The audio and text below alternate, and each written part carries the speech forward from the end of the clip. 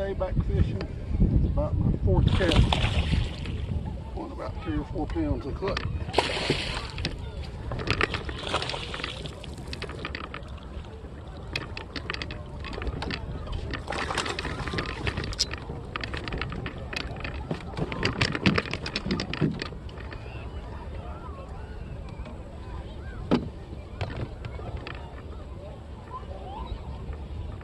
Tail of my bait.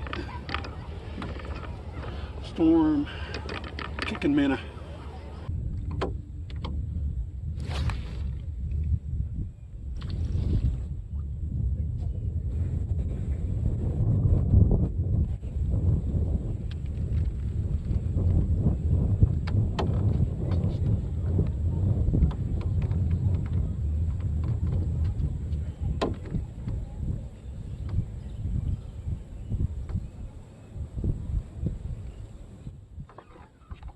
Got one here. Right on the buoy there.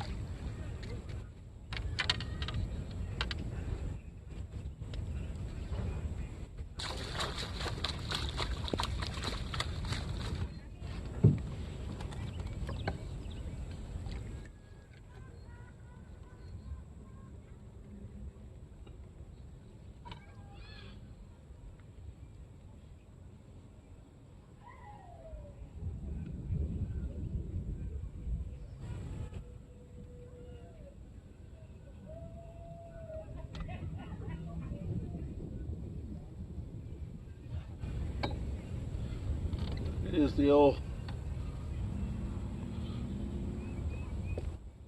storm kicking minnow.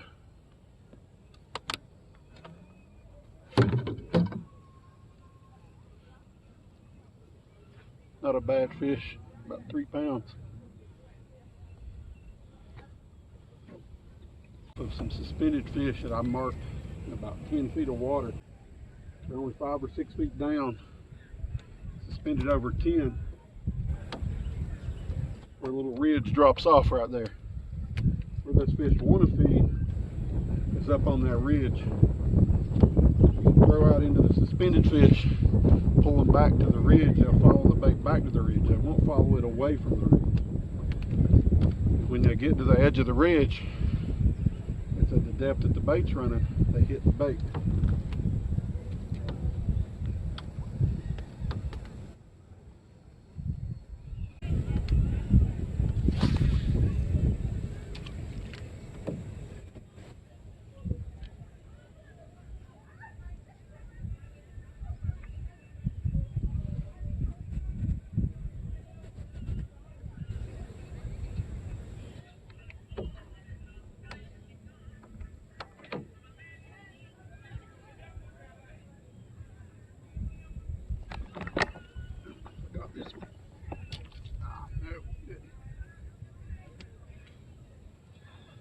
Came at me too fast.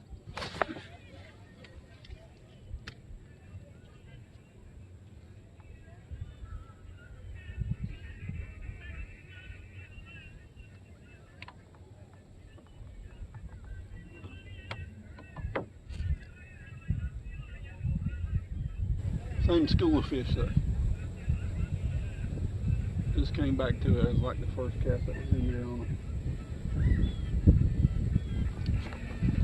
Got a good one this time out of it. Sideways. I want you to look. That's why I'm missing them.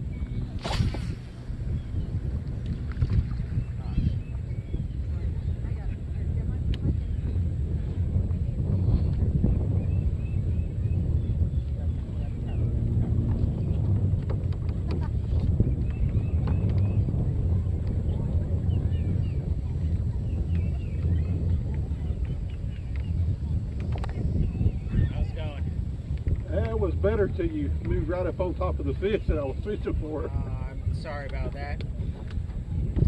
Any luck today? Yeah. Smallmouth, brim? Largemouth. Largemouth. No, I did catch one crappie, but it's a big crappie. Okay.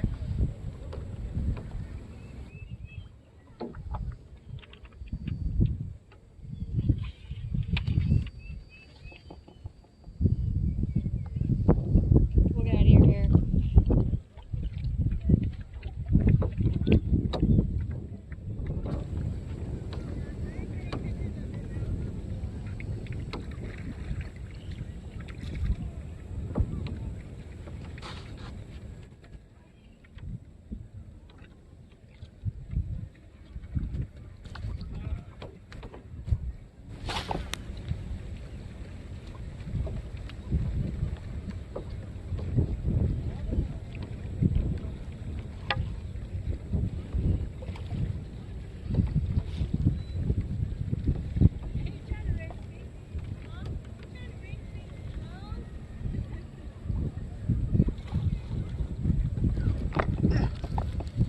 You just scare them off.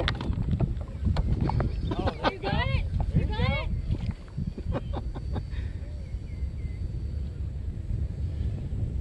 That's not a big one, but it ain't bad. Nice. Nice. Oh, yes. There you go. Good catch. That's a nice catch right there. Yes. Oh, that's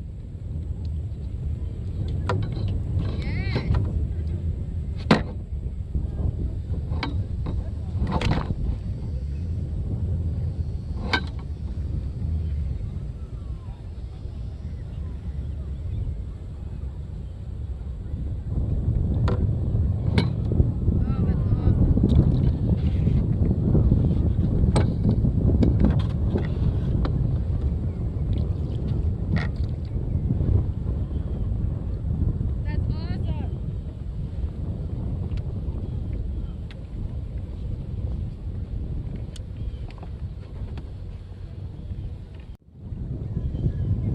That's awesome. Have a good rest of your day. You too. Thank you. Background on this outside of the bait here that I fished that I'll cover in a minute.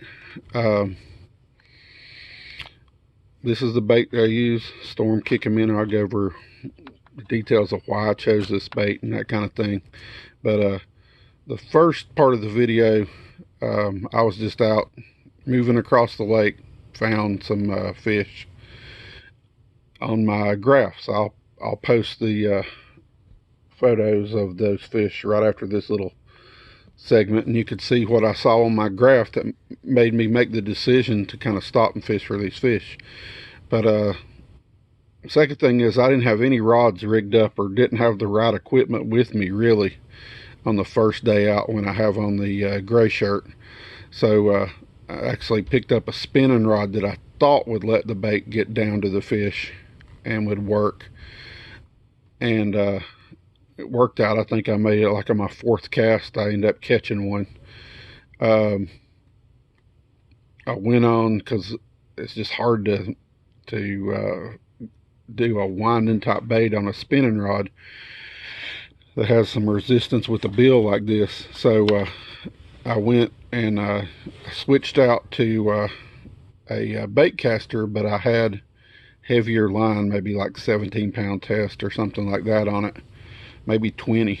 So I ended up having to put some little pinch-on sinkers, little split shots, up the line to help the bait stay down, so the line wasn't lifting every time I sped up the bait, and I could get it down to some of the fish. That the majority of them were suspended right around 6 feet, but there were some that you had to get right down on to their level. If you're not at their level, and they're going to chase. This is a stained lake that maybe has a foot, 2 feet of visibility probably most at the dam, so it's not a real clear water fishery. So you have to get that bait pretty close. They're energy conservative fish, so you have to know exactly how deep your bait's running.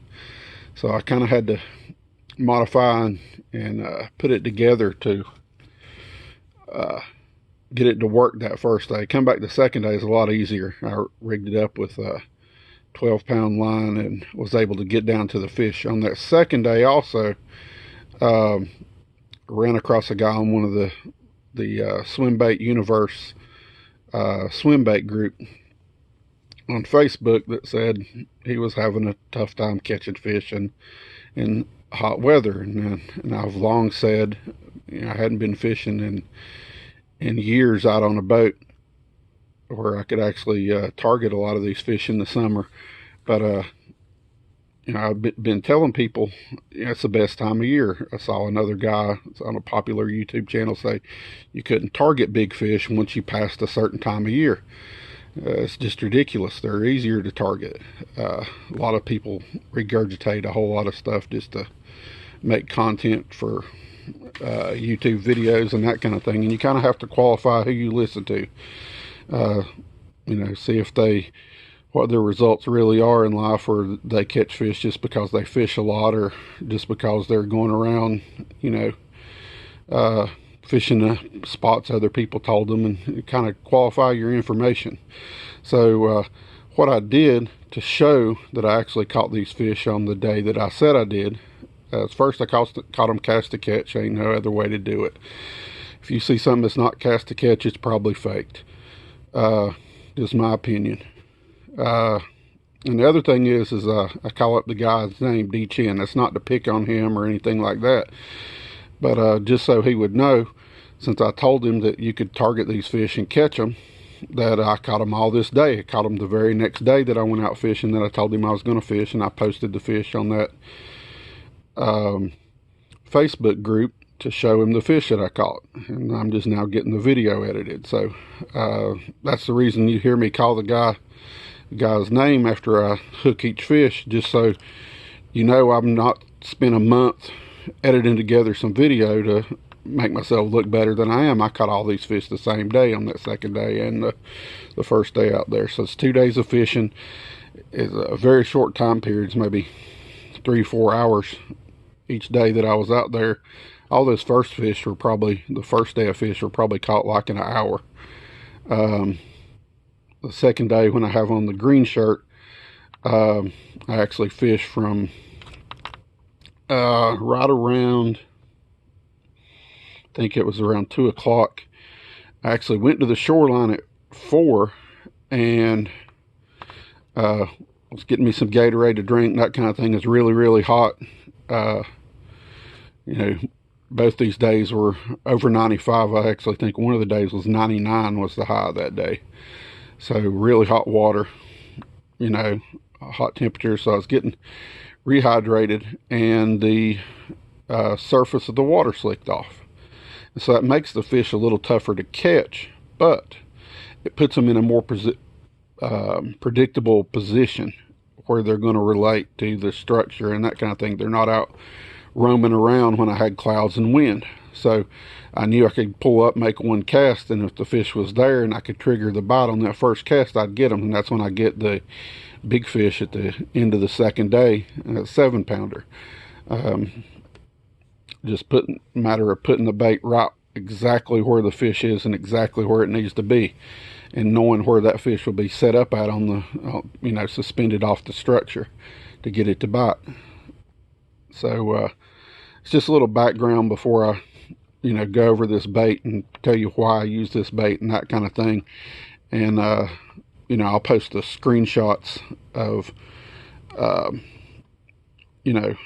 what I was looking at on my graph, so you can get an idea of why I was fishing there. I could see bait, I could see arches. I got a picture of what I think is a spotted bass coming up from a rocky bottom and feeding on a ball of bait in one of the shots that I got. So that's about it. Enjoy the rest of the video. Just a little bit about the bait that I was using in the video. It's a 6-inch Storm kicking minnow.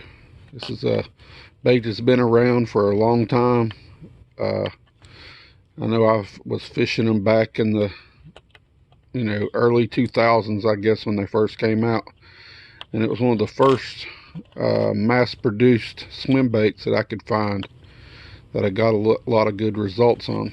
And the reason why is when you fish this bait, it has a nice swim that comes at you, but as you change speeds, a lot of times it will drift over and tilt just a little to the side, but it always comes back to center.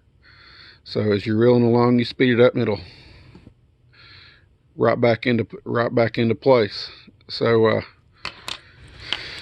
probably right around 2007, I went fishing with a guy who was a muskie fisherman from up north, and I'd always kind of manipulated the bait a lot with my rod tip, but he showed me a trick that he used where you could stay in position to strike the fish better, which was to make a couple real fast reel turns and then go back to your normal speed of reel. And what it causes this bait to do is it's swimming out there in open water through suspended fish. As it kicks and it drifts and it changes its direction off to the side and comes up just a little, and then as soon as you start reeling back the other way, it's right back to here and, you know, swimming along. So it's just like a crankbait that will hunt, and it always comes back and finds its center. For whatever reason, on the older versions, I haven't fished this bait in probably 6-7 years. But the older versions, I haven't tried the newer versions of the 8 and the 10 inch, but the 6 inch was superior to them all, just because they had just hit that right where it will kick out to the side and come back to center as you move it through open water, just by making a couple real quick reel turns. So it's just that one little movement right there that sets it apart from almost everything else that you could find out there to fish. And outside of probably my original HPH bait, this bait's probably got me more fish over 8 pounds than anything else that I fished. And I've just kind of kept it secret for a year and not told anybody about it unless they went out with me on a guide trip or something along those lines, or close friends that I fished with. So we just kind of kept it secret. But you know, probably hundreds of fish over 8 pounds that we've caught on this thing. But that's the bait through this whole video.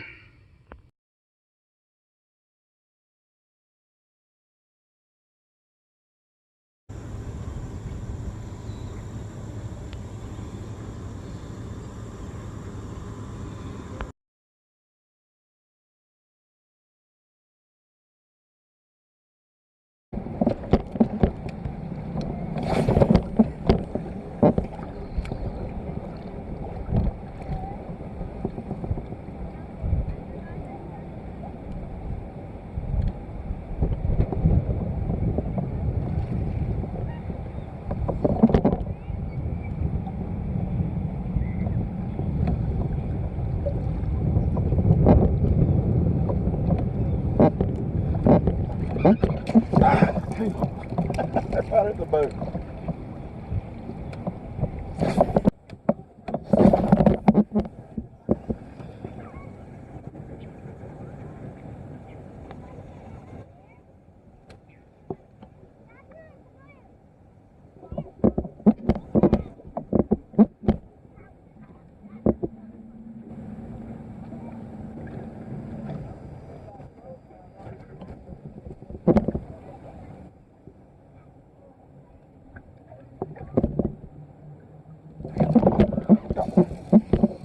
Got you one, D-Chin. Can't tell how big it is.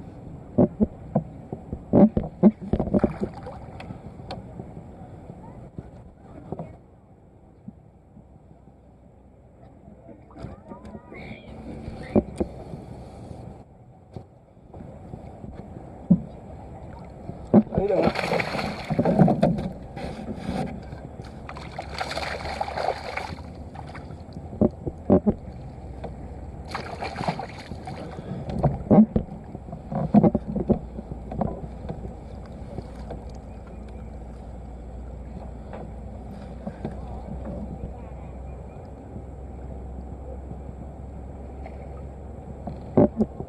There you go, D-Chin. Not too bad.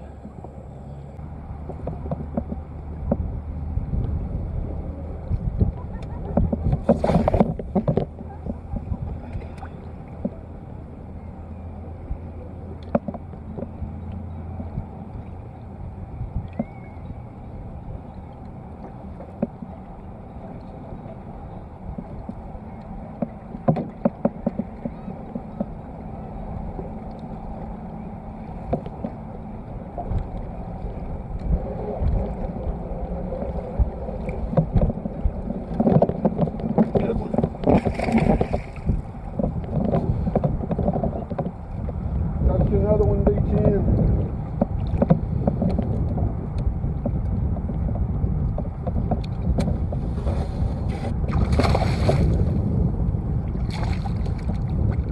Big spot looks like.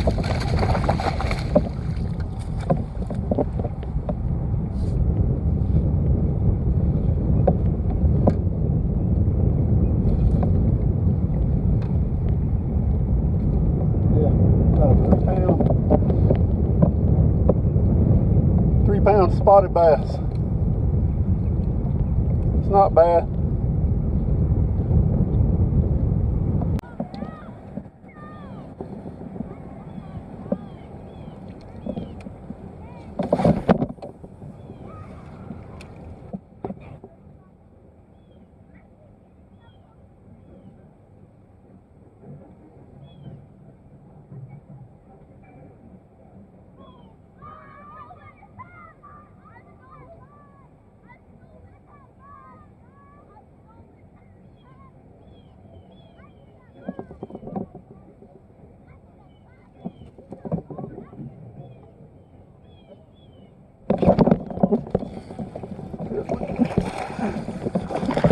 Real good one. Fine one.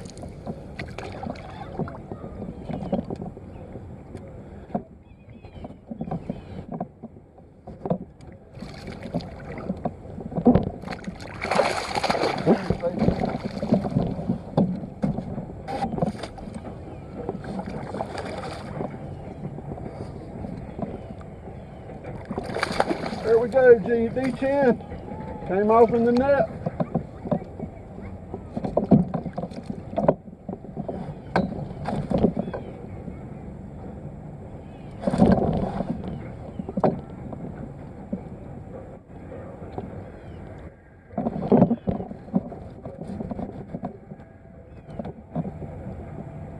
There you go, D10. About a 6-pounder.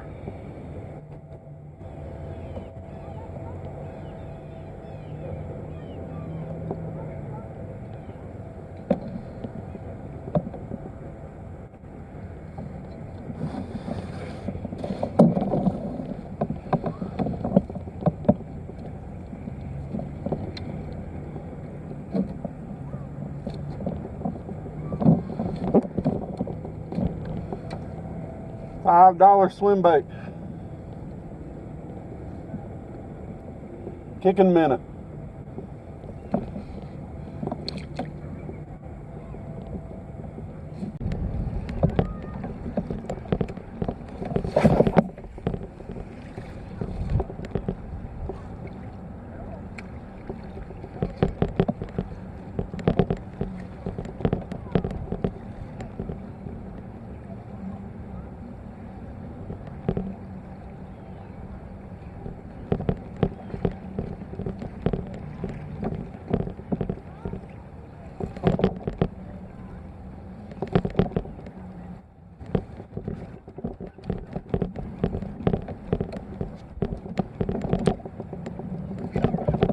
Good one.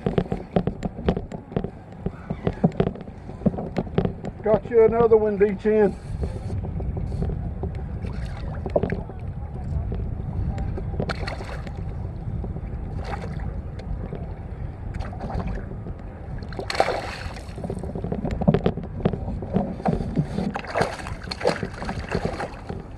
It's a little.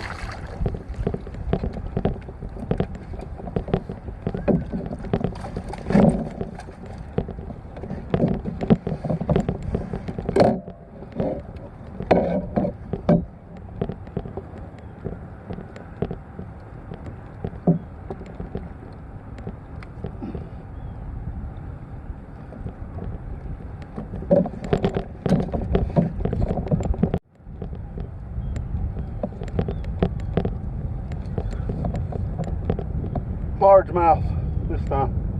Maybe 3-pounder. Pretty chunky fish.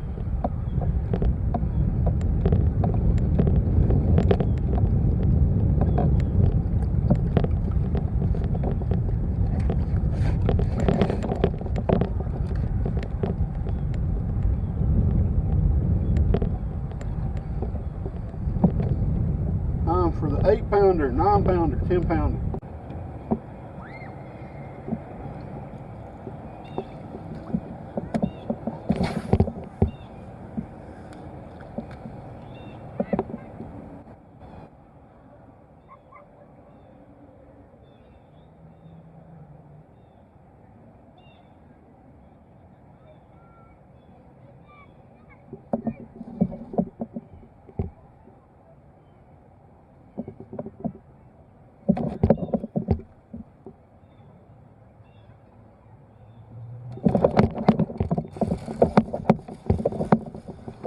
Got another one. D-chin. Big one. Big one, D-chin. Here, it turned off slick.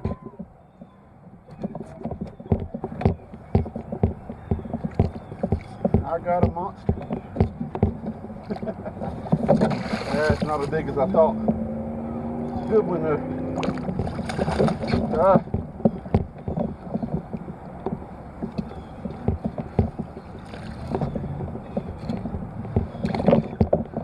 a 7-pounder.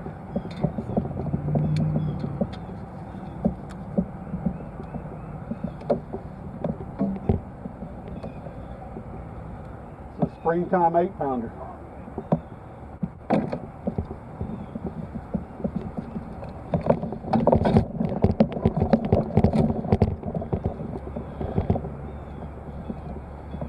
There you go.